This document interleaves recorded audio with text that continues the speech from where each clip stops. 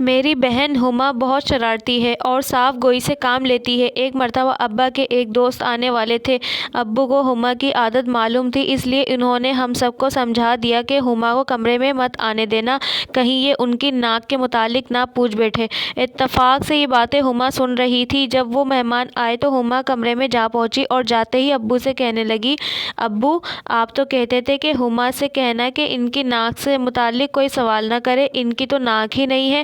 یہ سن کر ابو کے دوست ہنس پڑے اور ہما کو پیار کرنے لگے۔ ابو نے جب یہ بات ہمیں بتائی تو ہمارا ہنس ہنس کر برا حال ہو گیا۔ کچھ عرصہ پہلے کی بات ہے، وہ جمعرات کا دن تھا اور ٹی وی پر فلم آنی تھی، اس لیے سب ہی ٹی وی کے ارد گرد جمع تھے۔ ابھی رات کے 9 ہی بجے تھے اور خبرنامہ ہو رہا تھا۔ میں نے وقت گزاری کے لیے رسالہ اٹھایا اور پڑھنا شروع کر دیا۔ افسانہ کچھ اتنا دلچسپ تھا کہ مجھے آس پاس کی خبر نہ رہی۔ افسانہ کچھ ٹریجڈی تھا، اس لیے میں پوری طرح محو تھی کہ اچانک ایک پاٹ دار آواز سنائی دی، 16 دسمبر کو آ رہی ہے قیامت۔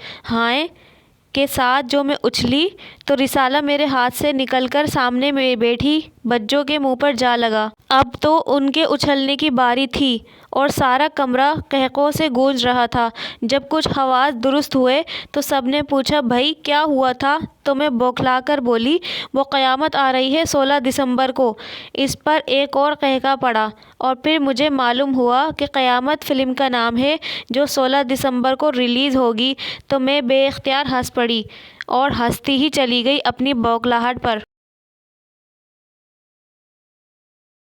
یہ آج سے 4-5 سال پہلے کا واقعہ ہے۔ میری دوست کی بڑی بہن کی شادی تھی۔ اس نے بہت پرزور طریقے سے بلایا تھا اور مجھے شادی پر ضرور شرکت کرنے کے لیے کہہ رہی تھی۔ اس کے خلوص کو دیکھتے ہوئے میں نے شرکت کرنے کا وعدہ کر لیا۔ شادی والے دن جب میں وہاں پہنچی تو وہ میری شدت سے منتظر تھی۔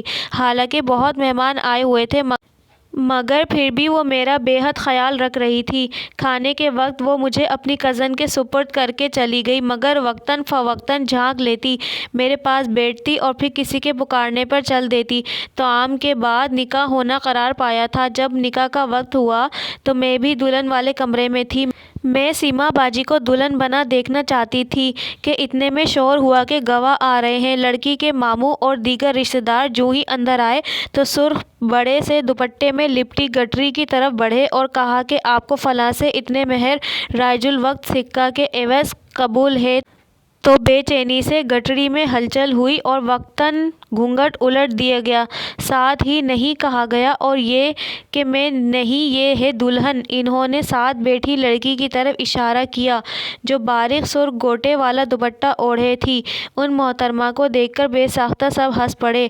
وہ دراصل دلہن کی قرآن شریف پڑھانے والی سید زادی تھیں جو کہ بے حد پردے کی پابند تھیں۔ اس دن چونکہ آمین بھی ہونا تھی اس لیے وہ دلہن ہی کے پاس بیٹھی تھیں۔ جب وکیل نکاح کی اجازت لینے اندر آئے تو گھبراہٹ میں جلدی سے دلہن والا بڑا سا دوپٹہ انہوں نے اوڑھ لیا اور منہ چھپا لیا اور غلطی سے گواہان نے انہیں دلہن جانا۔